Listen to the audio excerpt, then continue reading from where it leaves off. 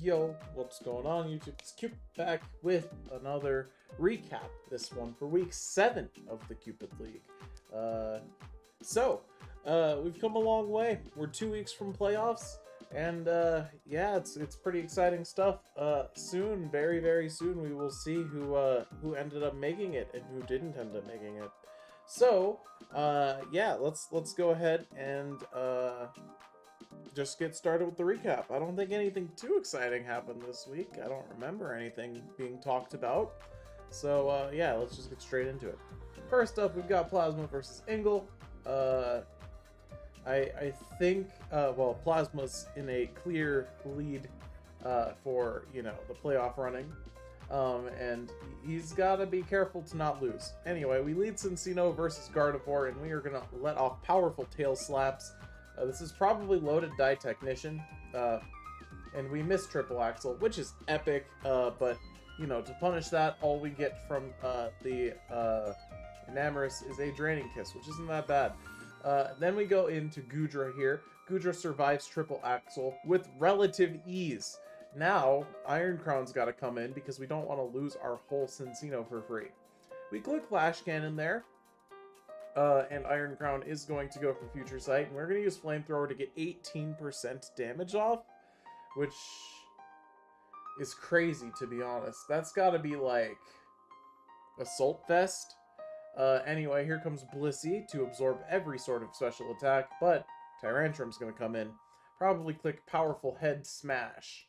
Goodra Hisuian's going to come in, and we're going to actually have Hone Claws, making our Powerful Head Smash 100% accurate as well. We're going to go for Scale Shot. Are we loaded dice? Probably. We hit 5 times. Did we click Flash Cannon here or a Draco Meteor? Okay, we click Draco. Draco picks up the KO, and this is not a 6-0. We're off to a good start. Very good. I love that for us. Anyway, here comes Cincino once again to use powerful slaps. Oh, no, we've actually used Tidy Up to remove the Stealth Rocks and get an attack boost and a speed boost. Very good for Plasma.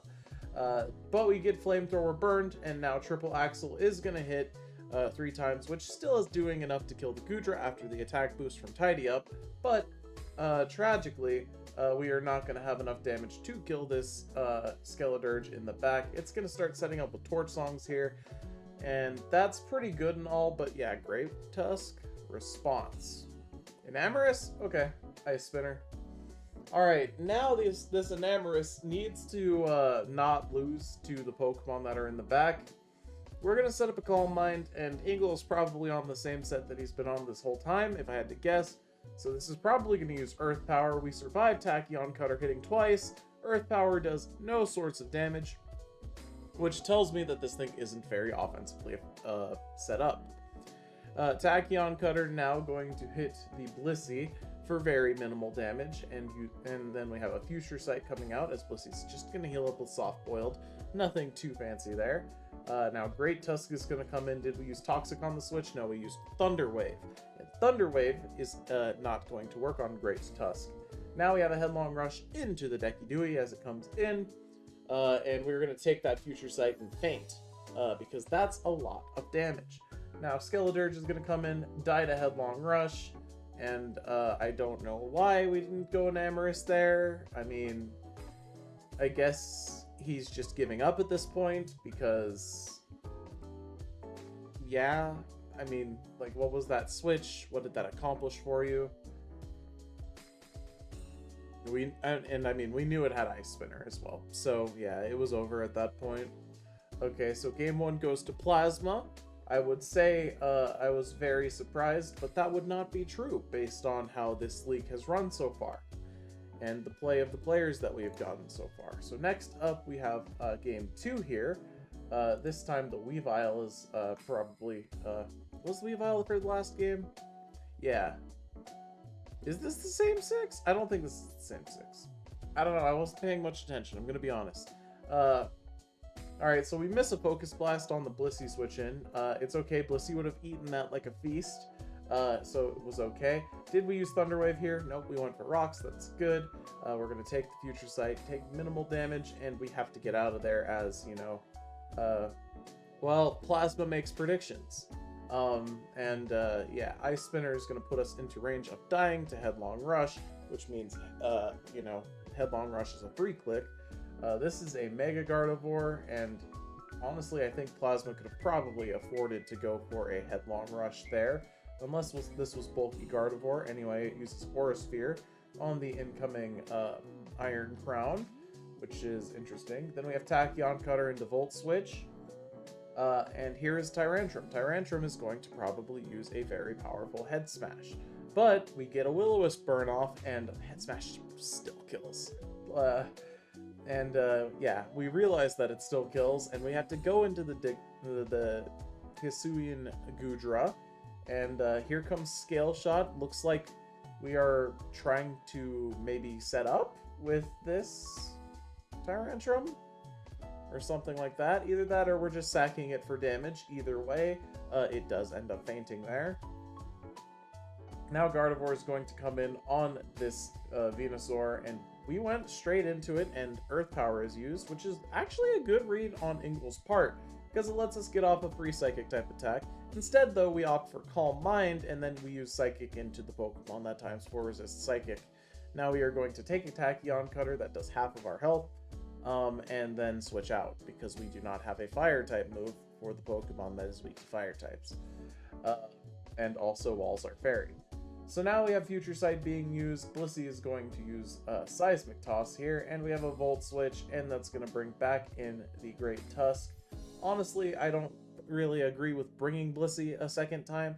I understand that, you know, you're very preoccupied with how good you think Blissey is, but tragically for you, you need to realize that this team has, 4 physical attackers on it, and Blissey does not do well into those. So you've painted the tunnel on the wall, and now it is your job to run into it like an Acme character. As we have, more switching around done, here comes Encino. It's going to get a Tidy Up off, presumably at least, as the Blissey does not opt to go for a Thunder Wave and instead switches into Torch Song Skeledirge, and yeah, as a result, we are going to have the Skeledirge faint to knock off, and then Future Sight, and now we have the Tidy Up on this this Enamorus, and Triple Axle is going to hit all 3 times and knock the Enamorus out. And now at this point, it does look like, knockoff and then Tail Slaps should kill this. Unless it's Rocky Helmet? It is Rocky Helmet. Okay, we don't kill it because we die. That's cool, okay. But this Blissey doesn't make this comeback. I'm sorry to tell you this, but we can go into Umbral, the Weavion, yes, the Weavile, or we could have gone into Great Tusk there and finished the game that way. And honestly, we could have also probably gone into Mega Venusaur if it was packing specifically Toxic, but it's not likely that it was. But we only saw it use Earth Power that battle. Alright, so that's a 2-0 win for Plasma. Let's get into the next match, which is Mr. Titan T versus Shadow King. It's a battle of 2 people who just click the wrong move frequently, so I am sure that this is going to be very, very exciting. So we have lead Tapu Fini versus lead Diancie. Diancie is going to get taunted, and turn 1 went for Stealth Rock. Big surprise. Why not go for Stealth Rock when we are not scared of this water type? And then after getting taunted, we decide that we don't need this Diancie for Stealth Rocks at all, and we just let it get killed by Tapu Fini using Scald twice.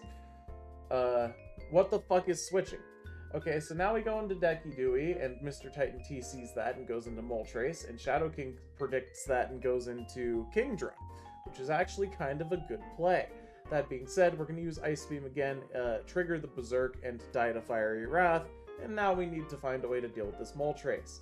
Well, we go back into the Decky Dewey that we were scared of the Moltres and die. We were already scared of that before, so we just decided to, die to it anyway. And then we decide to go Gardevoir, and we are going to get a Shadow Ball off on the Hatterene switch-in, which drops the special defense of the Hatterene. Now, this Shadow Ball Gardevoir is going crazy, and I think it is specs. However, we have Light Screen coming out from the Tapu Fini, essentially negating the entirety of this Gardevoir. We're still clicking Shadow Ball, though, because all of our Pokemon are special attackers, and we did not foresee this. And I guess we're just fishing for the drop, which we will finally get. Hatterene's gonna come back in as we decide to switch for some reason. We had every right to continue clicking Shadow Ball there. Anyway, now we're gonna Mega Evolve into Charizard and click Flamethrower against three Pokemon that resist Flamethrower, even though one would probably die anyway. Not Flamethrower, Solar Beam, I'm sorry. We did not click Flamethrower because that's the logical thing to click in this situation. That being said, I suppose if you thought that specifically Tapu Fini was coming in, Solar Beam was fine. But I don't think Shadow King thought at all. Anyway, somehow this Dragapult has gotten off a Dragon Dance and a Dragon Darts against that Charizard, and now we have Phantom Force, which is super effective against both of the Pokemon remaining. And that is going to be Game 1 going to Mr. Titan T, as there is nothing Shadow King can do about this. Very cool stuff. Alright, let's see how things are adapted and adjusted for Game 2 here. Well, the bear is here this time, so let's see what happens differently. No Bronzong. Okay, we lead with the bear. Alright, this is a ground type, and Shadow King recognizes this is a ground type, and makes an intelligent switch as Mr. Titan T goes for Earth Power on, not Blood Moon Ursaluna, regular Ursaluna, goes for Earth Power, and we choose to click Solar Beam once again, thinking that Mr. Titan T does not understand what switching is. He goes for Ancient Power to pick up some damage on the Scalysopod, does not get the Omni Boost, but the second one just kills somehow. Well, yeah, that just makes sense. Anyway, now here's Gardevoir. We're gonna pick up a Moonblast KO with a crit. The crit did not matter, and in comes the Earth Powering Ursaluna that I really am not afraid of even slightly. And yeah, Shadow King isn't scared of it either, based on the fact that we went into Charizard. That being said, why the fuck did we go into Charizard just to switch into fucking Tyranitar immediately after? Where was the point? Can you explain to me what the point was? Anyway, Tyranitar goes for an Ice Punch, which does over half to this Hatterene with Sandstorm damage, and now we go into Gardevoir for no reason. Yeah, this went so well for you last battle, so you should just keep trying, right? Anyway, Ursaluna is going to come in as we click the obvious Shadow Ball. Not only is Ursaluna, bulletproof, so it doesn't take damage from Shadow Ball, it is also a normal type, and it has Focus Blast for the Tyranitar switch in. Now we go into Mega Charizard. Why? And, unironically, this is like one of the only times it's okay to click Solar Beam, but again, I have to explain that Fire-type moves do more fucking damage in the sun when you are a Fire-type Pokemon than Solar Beam does. But here we are. Shadow King clearly does not watch the YouTube videos because he does not understand that that's how Fire-type work in the sun. Anyway, Dragapult's gonna get to go for a Dragon Dance and a Phantom Force, which does nearly half to this Aggron, which is interesting. Aggron hopefully is going to use a move that kills this, but no, we're gonna go for the late game Stealth Rocks, and then we're gonna go for Toxic on the turn where Dragapult disappears, and we're going to lose the battle. And Mr. Titan T is going to win once again. He's gonna go for Dragon Dance for no goddamn reason whatsoever. And we're gonna take a knockoff, but it doesn't matter because, it's already over, basically. And, yeah, there's the rest of Shadow King's Pokemon dying to Dragapult that got 3 Dragon Dances up. Oh, wait, no, Mr. Titan T doesn't know what fairy types are, and he loses the Dragonite. Okay, not Dragonite, Dragapult. I'm sorry. But now we have Special Attacking Ursaluna, and Mr. Titan T is probably thinking, Special Attacking Ursaluna went crazy this battle, it literally won me the game, instead of how bad this set actually was.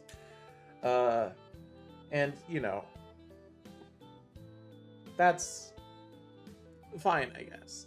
Mr. Titan T wins the match over Shadow King 2-0. Alright, next we have Light Rebo versus Euzoria. Will Light Rebo have one win after this week? We will find out. We have Furret lead versus Gengar. Euzoria clicks his signature Thunderwave Gengar. Light Rebo clicks his signature Blizzard Furret. And the Gengar gets frozen, and Euzoria decides to switch out of there, because that 21% is so threatening that you cannot try and stay in.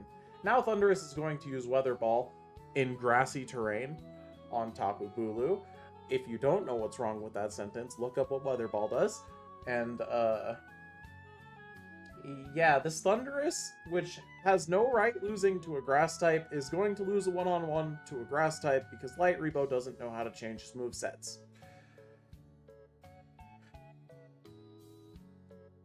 Very good. Alright, there's the signature for its Super Fang. This time it misses. And there's another Furret, and he thinks, man, Furret just did so much there, and Furret died in one hit. So, Tapu Bulu is going way crazier than it should be right now. Here comes Blaziken, an actual fire type, a threat.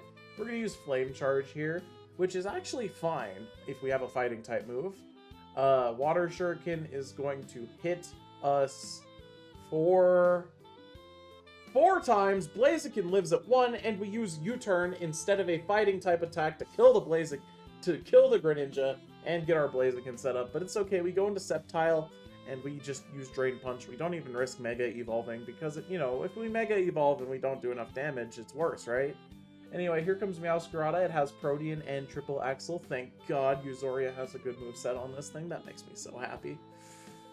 I love to see improvement. Anyway, here's Flower Trick. That's gonna one-shot that Swampert because it always crits and is 4 times super effective. Blaziken is also going to die to Flower Trick because it has non-existent HP at this point. And Latias comes in and dies to Triple Axle, right? Right? No, it gets hit twice and survives. I hate that. And Latias uses Earthquake because we're still Dragon Dance Latias. And there we go. That's another loss for Light Rebo. And who knows? Maybe he won't go 0-16 this season. Maybe. All right, so Thundurus is coming in against Tapu Bulu, and we still don't have Sludge Bomb or, you know, a relevant move. Like, this thing can absolutely run Sludge Bomb. I've used it on ladder teams. You know, you could also run Hidden Power Flying if you're, like, sentient, but, you know, we're not having that here. Anyway, Tapu Bulu is going to Swords Dance twice. Latias is going to come in and Dragon Dance in front of a Fairy type, but Tapu Bulu is not using Fairy type attacks on the Dragon Pokemon, which is always nice. And we have Steel Wing, which is actually super effective. That's probably the best play Light Rebo has ever made in his life. And we just died to Hornleech now. Cool. Furret is now going to use Super Fang to do half of this Tapu Bulu's HP, and he doesn't realize that it only does half. And Tapu Bulu is going to one-shot the Furret and heal itself back to full HP. Here comes Blaziken. Blaziken has been shown to use Flame Charge, but here we have revealed Counter, which does nothing in this goddamn situation. But it's okay. Now we're going to use Flame Charge. We're going to successfully get off 2 of those, doubling our speed. It's almost like we have Speed Boost Blaziken, but Tapu Bulu finally decides to hit through Paralysis and kills you in 1 hit with, you know, Superpower. Here comes Thundurus, once again, with no moves to beat Tapu Bulu whatsoever. And this is a Pokemon that should never beat Thundurus, but here we are. And yeah, we have Volt Switch to go into Swampert, and then Swampert is going to survive the fact that, you know, Tapu Bulu decided to not attack that turn, and somehow Swampert was slower there, probably because it clicked Avalanche, which is an ass move. But Light Rebo hasn't changed his moveset even 1 time. Sceptile is going to come in and use Leaf Blade, and Hornleech is going to be used, healing the Tapu Bulu even more. And really all you have to do at this point is just close your eyes and click buttons, I think. But the Sceptile is going to get up a Dragon Dance here. It has Drain Punch. I hope Euzoria realizes that Superpower hits this for neutral damage, and we don't need to be at full HP. I hope Yuzoria realizes that he can click Superpower and not lose his Tapu Bulu to the Sceptile. I mean, it's still winning anyway, but still, like, I really hope Yuzoria realizes that, like, you know, we could have ended the battle, like, 4 turns ago. Well, it didn't matter, because Light Revo decided to go for an extra Dragon Dance and had no moves to hit the Tapu Bulu, because, you know, what the fuck is even looking at your opponent's team? Like, what is that? Who knows? Anyway, Light Revo gets 6-0'd again, and I'm starting to think he's actually just trying to go 0-16. So we'll see next week if he is able to pull that one off. All right, after that we have Auto versus Ant Killer. Let's see what we get. So we have Ant Killer leading Victini, that Pokemon that he is hyper fixated on, and we just click V-Create turn 1 against Auto Scizor, and Scizor just dies. Why did we think that Scizor being in front of a fire type was ever going to go well is beyond me. Anyway, Sharpedo is going to come in, get a Protect off for a speed boost, and we're going to go for Liquidation, get off some solid damage with that Life Orb, and this Como has like no defensive investment. And after a speed boost, we're faster. I mean, we were already faster, and Psychic Phase is going to kill the Como. Now Ribombee is going to come in and take a Crunch when Auto really could have just looked at the type chart to see that Crunch would have been resisted. Liquidation would have killed based on the damage that we saw from Crunch, but it's okay. Instead, we lose our Swampert, and we go into Frostmoth to start using Quiver Dance, and eventually Moonblast won't drop our special attack.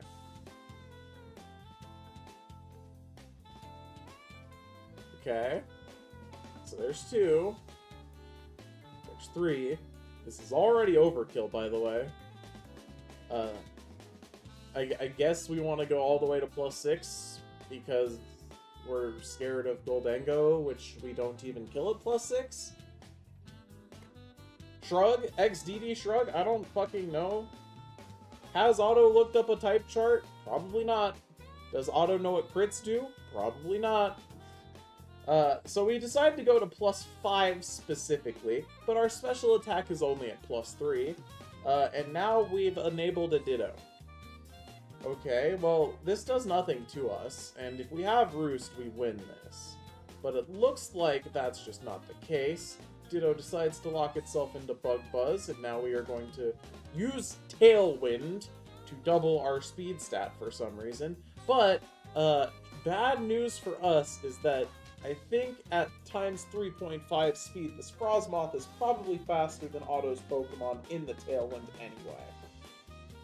So that's enough Bug Buzzes to kill that thing, and here comes Kyurem with 1 turn of Tailwind, and yeah, it's still slower. Big surprise, right? That being said, here comes Tapu Lele, and Ditto has to struggle because it only has 5 PP on the switch. Tapu Lele is going to take this opportunity to set up Calm Mind, which should give Ant Killer every opportunity to switch his Ditto out and win the game with it later. Good job, Auto. You did not apply any pressure whatsoever. And now you're getting Choice Scarf tricked by a Goldengo, which is honestly bad for Ant. He should have just clicked a Ghost-type attack. I don't know what he was thinking. He probably wasn't thinking at all. Anyway, now Extrasensory is going to lower our Victini's health to basically non-existent, and if Auto realizes that his Pokemon named, you know, Mega Gallade is faster than this, he would win the battle. But tragically, he doesn't recognize that, and he just dies to Scarf Victini V-Create. Oh boy. Okay, well, maybe the next game will be better. Yeah? Maybe it'll be better. Alright, here's Gliscor lead this time. Sharpedo is the counter lead by Auto. Okay, we're gonna go for Protect. Auto does not I don't know. That's the most obvious setup a hazard turn I've ever seen. Now Auto doesn't realize that Water is super effective against ground, and he clicks Psychic Fangs on the Gliscor because he's never seen a type chart in his life. The second turn he recognizes it, and as a result, he loses his whole Sharpedo for free. Now Nihilego is going to come in and take Stealth Rock's damage, and he is hyper-fixated on clicking the Meteor Beam button, but at least he is smart enough to recognize that it's a bad idea here.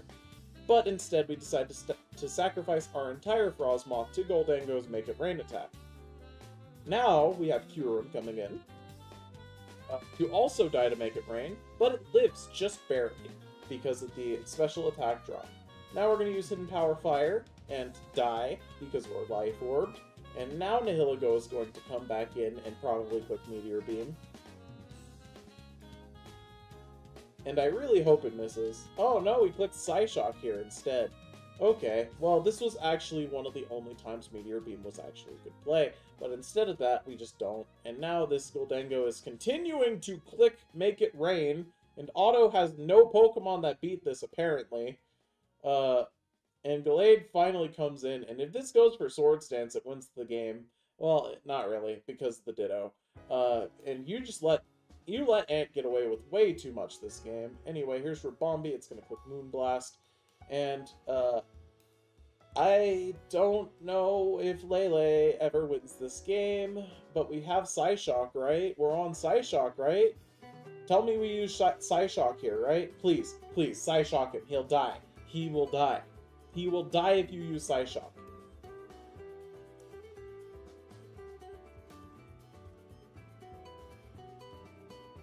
No, we're gonna use Moonblast. And also, another thing I would like to note was that in an earlier game, this Tapu Lele was using Extra Sensory. Why is this bad, you may ask? Okay, you get a 20% chance to flinch, right? But you also lose, you know, the things that make Psyshock or Psychic good, which is more flat damage. If you think about it like this, why do you need to flinch your opponent if you just kill them instead? Did you ever think about that? I don't think you did. Anyway, Antkiller is going to win this match 2-0. Let's move on to the next one. We have Silver Wolf versus Ryevji. Ryevji kind of on a bit of a run lately. You know, he might be able to make the playoffs with his Rain team. And Silver Wolf has a tendency to sacrifice Pokemon that he does not need to sacrifice. So let's see how this goes. Chandelure comes in against the Pelipper. This Chandelure has historically been Scarf, and Ryevji is not Drizzle Pelipper, which means that his entire team is bad now. And he should lose this battle as a result. Swampert is going to not Mega Evolve and use Waterfall on the incoming Landorus. And we go back into Pelipper to realize, hey, yo, wait, I forbore. You know, there's no rain. Anyway, Pelipper is now going to use Ice Beam to do solid damage to this Mega Altaria, but Draco Meteor is going to respond with a lot of damage. That being said, the Pelipper still does pick up the KO. Surprisingly, it's faster and stronger than the Mega Altaria, which doesn't make any sense to me. And Silver Wolf's this is always Silver Wolf's reaction. There's no other plan other than first Pokemon fainted, time to go into Lapras. No thought either. Like, he will send in Lapras in Pokemon that Lapras is weak to, from what I've seen. Like, every single time, it's second Pokemon Lapras. There's no other ideas. Anyway, Hurricane confuses the Lapras, and Lapras is going to Stunlock itself as Ferrothorn gets up a Leech Seed, and we're not even going to switch this Lapras out to try and save it, especially when we have a whole Fire type named Chandelure in the back. We are just going to let the Lapras die instead, because that's clearly a winning play.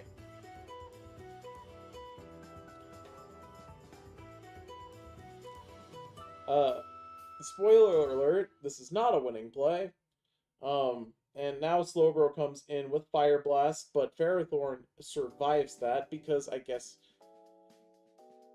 we're either specially defensive Ferrothorn or Silver Wolf doesn't know how to put EVs on his Pokemon. Anyway, we dodged the second Fire Blast because Ryevji is literally the most carried Pokemon player of all time. And now we are going to use Protect as Silver Wolf goes for Scald into a Protect instead of clicking the super effective attack for some reason. Ryevji goes for the double Protect, gets it obviously because Ryevji never has bad RNG. He only has good RNG because he's extremely carried. And at this point, we're basically back to full HP. Slowbro sets up Trick Room, making the Ferrothorn faster than it, I think. And now Ryevji opts to switch into Pelipper as Regirock comes in here. Alright, so Pelipper is going to use Hurricane on a Rock type, which makes no sense. And Regirock's going to use Counter. And now Ryevji's going to go back into Ferrothorn as Stealth Rocks go up. That's cool, right? That's all fine, right? Now we're gonna use Leech Seed again because we don't really have any other win condition, I guess. Uh, you know, what the fuck is a water type attack against 3 Pokemon that are weak to water, right?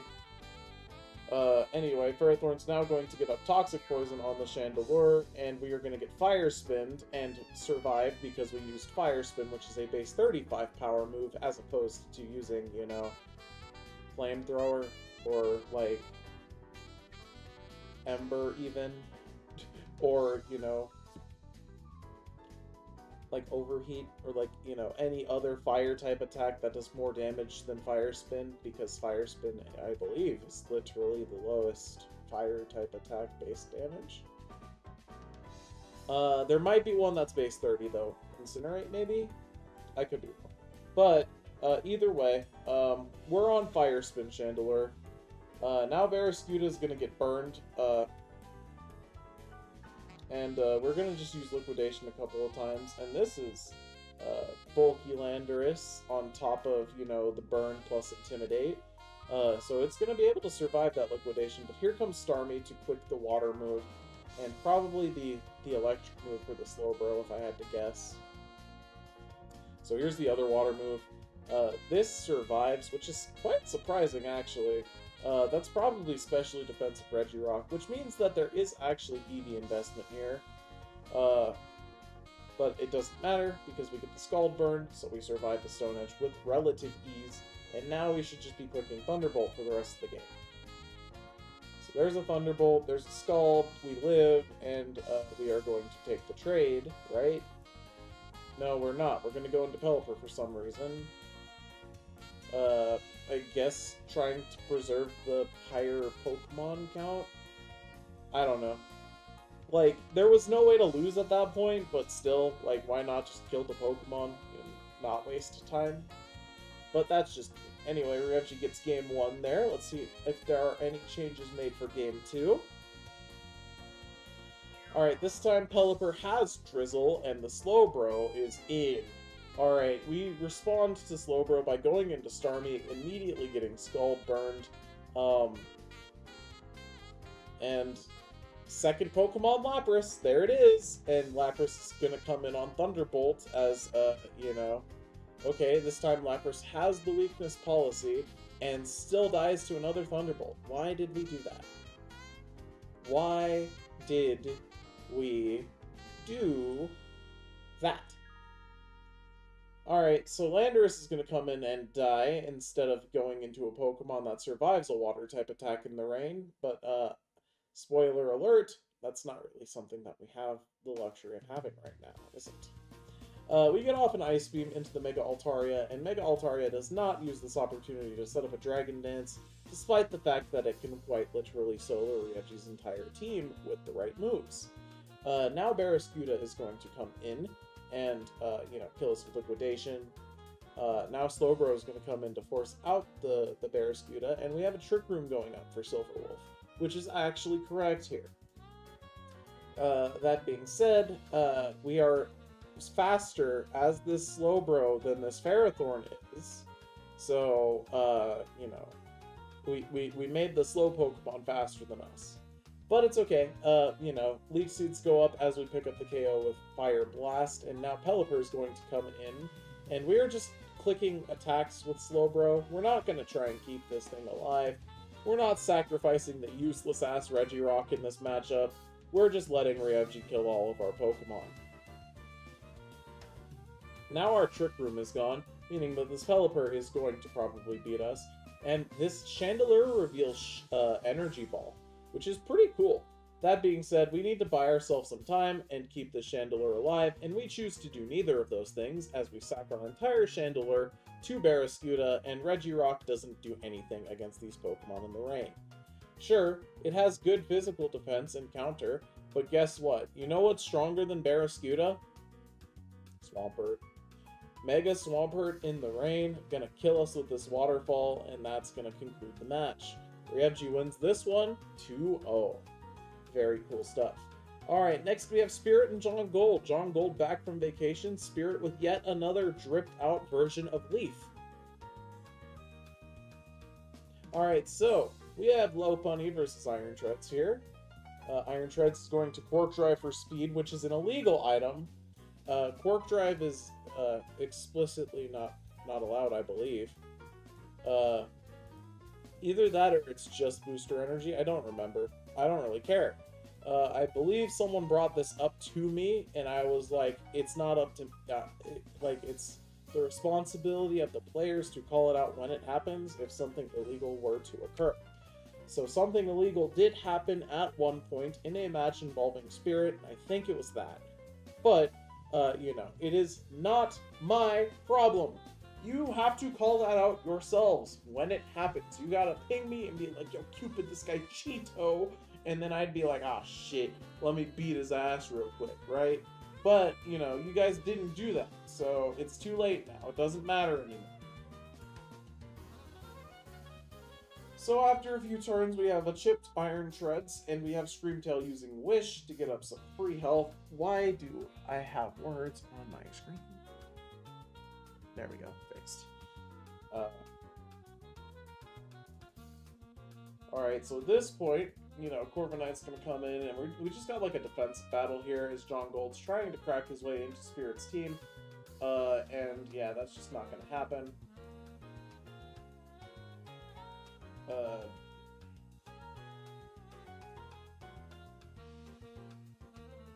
Yeah, so we're gonna encore the Amoonguss into Spore, because we don't realize that Spore does not work on grass types. And now Hornleech is going to kill Iron Treads, and Spirit is in.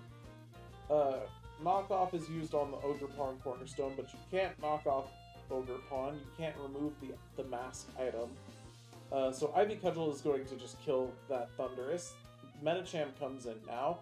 Screamtail is going to accept this fake out with open arms and wide eyes.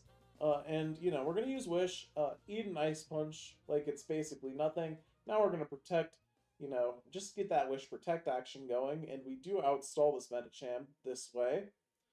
And John Gold recognizes that this goes into Amoonguss on the Dazzling Gleam turn, takes 9%, and Screamtail's got to get out of there. Here comes Corviknight once again, though, because guess what happens when you have a Fairy type? Your opponent typically uses Sludge Bomb, trying to kill the Fairy type. Now Moltres comes in on that, and we get a Flame Body Burn, which is very good. Ogre Pawn Cornerstone's going to come in as a response, though. And we sacrifice our Moltres to Ivy Cudgel, which does not make contact. So now Medicham's going to come in. Screamtail is going to come in response to Medicham, as we've already seen that this thing walls it. Now we can only die to a crit, smile, or a freeze, but we don't get either of those. Wish goes out, and Amoonguss. And we're going to just protect on the Amoonguss switch turn. Screamtail can honestly click protect again for an extra 6%. And also to see what Amoonguss decides to go for. And here it is Spore, so we're going to go into Corviknight, which is burned already. And even if it goes for Sludge Bomb instead, yeah, this Amoonguss is useless against the burned Corviknight. Now we're going to U-turn out for free momentum. We go into Roaring Moon here. As, Hidden Power is used. That's all fine and dandy, right? But, tragically, that's not going to do enough, as Roaring Moon is going to get up a Dragon Dance. Fake Out's going to be used. We're going to try and chip this down, but we decide to not, attempt to Fake Out again by sacrificing the Amoonguss. We go into Samurott. Samurott's just going to die to a couple of Earthquakes. We use Razor Shell because, we've already conceded the game at this point. And we have Knockoff, knocking off the Choice Scarf. And finally, Amoonguss is going to take a knockoff, losing its boots, which doesn't really matter at this point of the game, but this is going to be a 6-0 regardless. So game 1 goes to Spirit there, in a pretty convincing fashion. Let's see how game 2 goes, and if John Gold is able to make any adjustments. Okay, so here's the illegal part. This is the part that it's not legal. The Tailo here is set to level 1, and one of the rules of the tournament is that Pokemon are supposed to be set to level 100 for this. There's no particular reason for that rule, aside from the fact of, we just don't want people to do some ridiculous mind game speed creep shenanigans and, cheesy level 1 strats that only work on bad players anyway. I don't know if you've been watching most of this recap, but we have plenty of those bad players. So you don't have to worry too much about, the Talo never being effective. But the problem is that, it's not legal. That being said, no one brought this up to me until after the match, so this one was just allowed to rock. We have Roaring Moon lead versus Metacham here, and Screamtail's going to come in immediately on the Metacham, as Metacham's going to probably click Fake Out. Yep. Alright. Now what's going to happen? We're probably going to go into Corviknight, as Metacham is going to use the ability to switch into Iron Treads, and we have yet another Quark Drive moment. Sure. Fine, yeah. We have U-turn into Gastrodon, and Amoonguss is going to come in to try and scare out this Gastrodon, but rocks go up, which invalidates the entire Talo strategy. Iron Treads has to come in to use Rapid Spin, and this is a free Scald for this Gastrodon, as, Iron Treads can't really be in on this. And now we have this mind game situation where it's like, okay, well, he can set up rocks again, or he can use Scald, right? But the issue is that the Treads is faster. So eventually, we have to use an attack, and this is probably going to force in the Talo, because guess what? There's no Pokemon on John Gold's team that has the ability to remove hazards. So the Talo is going to bring us down to 1 HP on our Gastrodon, and we could have clicked Recover just to be really funny, but we decided not to. And Talo didn't use Quick Attack, and now Samurot's going to come in and use Razor Shell twice, giving the Gastrodon more special attack, because John Gold gives up. And this is what happens when you have the mentality of a 3-year-old. Really, there's not much else to say, other than, GG, get outplayed, idiot. Like, what the fuck? Play better. Like, it's one thing to, to lose, right? You can lose and be a man about it. It's another thing to be a baby about it. Like, look at this. This is just sad.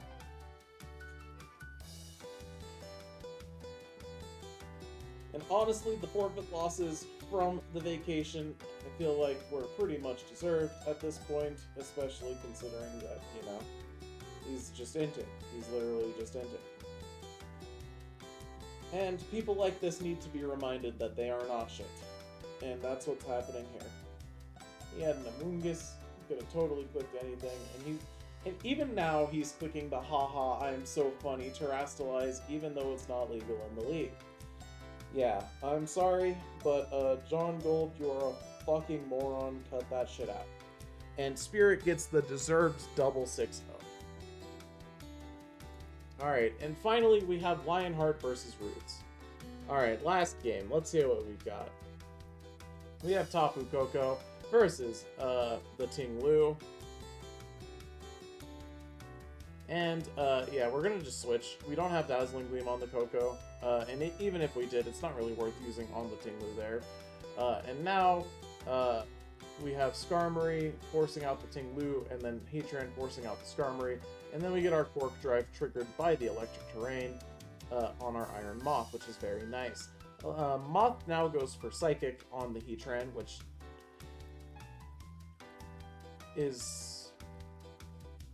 I wouldn't really say the best click, but I guess we went into Moth not expecting, Heatran to just stay in. But it's okay, because in the back we have, the big threat, the boulder, and now Roots goes into Dondozo to have a Dondozo, and it's going to use Body Press, which does some solid chip to this Tapu Koko, but not enough. Now we have to go into Ting Lu again, as U-turn is used, okay, and this is going to bring back in Skarmory. The rocks are already up, so I'm not sure what this Ting Lu is going to do. I'd probably switch into Zapdos personally, but instead we're going to opt for a Ruination, which is fine, I guess. And now it's going to use Roost as we go for Dark Pulse. you know, not realizing that we have a whole Pokemon named Zapdos that we can go into. So here Roots switches. The brain cell rubs against the side of his skull, and he realizes he can switch his Pokemon, but it rubs into the wrong side, and he switches into Dondozo, which uses Outrage for some reason. I don't think it needs to be explained what's wrong here. Especially when you have an entire Zapdos. Now Roots is going to switch into Toxapex because, you know, the brain cell now rubbed against the front of his skull, but that's still not the right place it needs to rub against. And now it's just bouncing all over the place, and he's going into Dragonite instead. And this Skarmory is literally soloing his whole shit because he doesn't realize he has a fucking Zapdos. Does the Zapdos not have an electric attack? Lionheart doesn't know that it doesn't have an electric attack. You should have went into it immediately. But now look.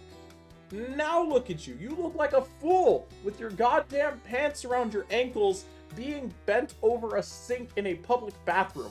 Like, that's what you look like right now. And now we finally go into Zapdos. Like, what the fuck is this?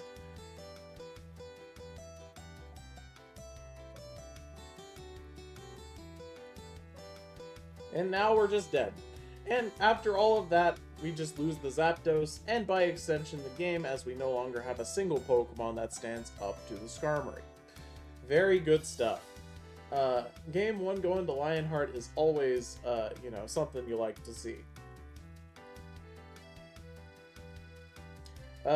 Mawile is going to come in. I mean, I don't really know what this Toxapex is going to do about it, other than get Skull Burn. But instead we're going to just switch anyway, because, you know, Toxapex being our best answer to this Pokemon is a myth.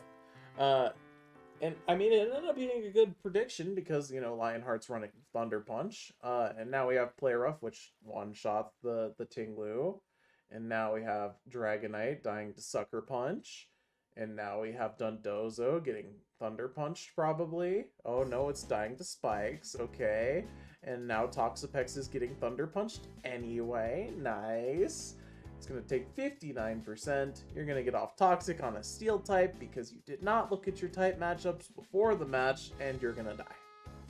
Good job. Alright, game 1 goes to Lionheart.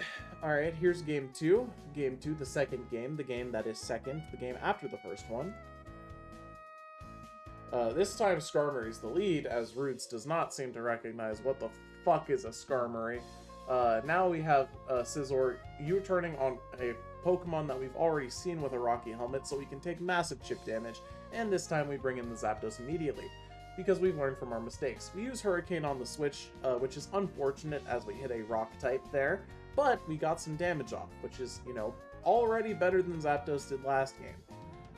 Now we are going to go into Tinglu as Mighty Cleave is used, and now Sacred Sword is going to do some solid chip as well as follow-up, and we are going to set up a Stealth Rock. Alright, Lionheart decides for whatever reason to back out of that situation, which I personally don't really agree with all that much, and Roots is going to stay in to use Stone Edge on the physical wall, because Tinglu is obviously a huge offensive threat, right? And yeah, after doing Stone Edge twice, and the second time it was roosted off, so it resisted Stone Edge, Roots should probably recognize that this is not good for him. And he finally does. Now he has realized that Zapdos is going to prevent him from microdosing on more poison, basically. And now we are going to use Heat Wave instead of an electric attack, because why would we use a stab move on a Pokemon that's weak to our stab? Now we decide to Thunderbolt after that, and we get a free paralysis on the Latios because we're never punished. Now we are going to use Supersonic Sky Strike, picking up the KO on the Latios. Very good stuff for Roots. That being said, this is still an absolutely disastrous situation for him. He needs to keep the Zapdos alive for the Skarmory. So we go into Toxapex here. We eat way too much damage from this Mighty Cleave, but luckily for us, we have leftovers instead of Black Sludge like a normal person would. And then, for whatever reason, we just decide to switch around. Luckily for us, though, Psycho Cut is the usage on that switch, and it actually looks like Roots is sentient. That being said, now we're going to use Protect as Sacred Sword is used, and here comes Superior from Lionheart, We have Ruination to half its HP, and we should probably go into, you know, Scizor. But we go into Heatran instead, letting this use Leaf Storm. I mean, that does make sense. Heatran does completely wall this, especially if it's Flash Fire, but it's probably not. We are going to have Glare used on us, and Magma Storm's going to pick up the KO on the Serperior, and Ruse is actually looking pretty good this game. In comes Skarmory. Please tell me we clicked Magma Storm. Body Press is used, okay, and we get paralyzed. That's unfortunate, but hey, you know what? We can come back from this. And we could have also just gone into Toxapex there instead to use Scald, because Lionheart's switch-ins to Scald are very, very sad. He only has the Tapu Koko, and even then, Tapu Koko kind of wants to reserve its HP at this point, because it's kind of his win condition.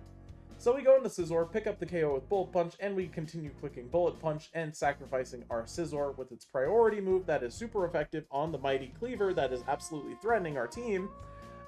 Because, you know, why would we need that? Why would we need to be able to use a priority move on a very fast, very powerful Pokemon? Luckily for us, though, our Dragonite's going to get off an Earthquake and has multi-scale up, and 2 Earthquakes does, in fact, kill this Mega Mawile. And, yeah, guess what? Lionheart had no switch-ins to Earthquake, just like the week where he played against Antkiller. But the difference is Rudes realizes that his Pokemon with Earthquake is valuable, and he might actually win a game?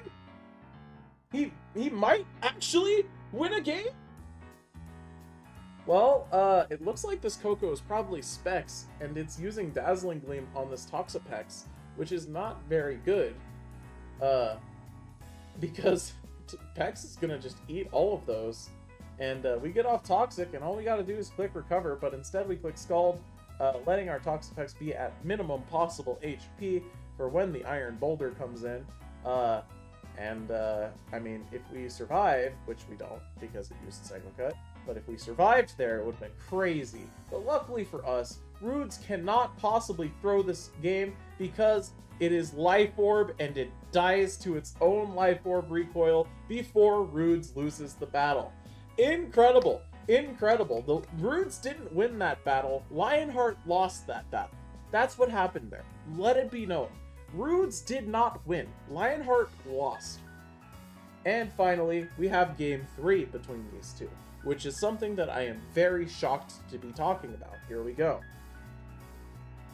Alright, we have Tapu Koko lead. No fucking around this time. We're gonna just probably click Gleam on this thing immediately, right? Because Roots hasn't had a ground move this a single time, right? Well, we're gonna use U-turn to get in our Skarmory, and Stealth Rocks go up. Big surprise, guess what? It still doesn't have a ground move. Anyway, we opt to go for multiple layers of spikes, as Ruination is going to half our HP, and then we're gonna get up, or we're gonna Roost immediately. And Body Press is used, which is now super effective. Yeah, I don't know why we opted to Roost there, especially when it has Ruination. I don't know. You always just Roost after you're getting ready to kill it, or, you know, at the end and then you switch out. But hey, you know what? It's fine. We're gonna keep spamming Roost in front of this thing because we don't need those power points. Anyway, there's another Body Press in front of the Roost. Or Roost in front of the Body Press, I should say. We get up another layer, we drop to 30% HP, and Rudes is probably thinking, I can kill with Body Press Bat Chest. And he definitely clicked it there. Wow, that's insane. I am in his head like the back of his eyelids, and I'm not even playing in this match. Anyway, Lionheart is going to use all of his Roosts. He has 3 left for the remainder of the game. Thank God for PP Max. And Ruination is going to continue reducing our HP. And finally, we have Whirlwind to force out the Heatran, which is going to kill the Skarmory.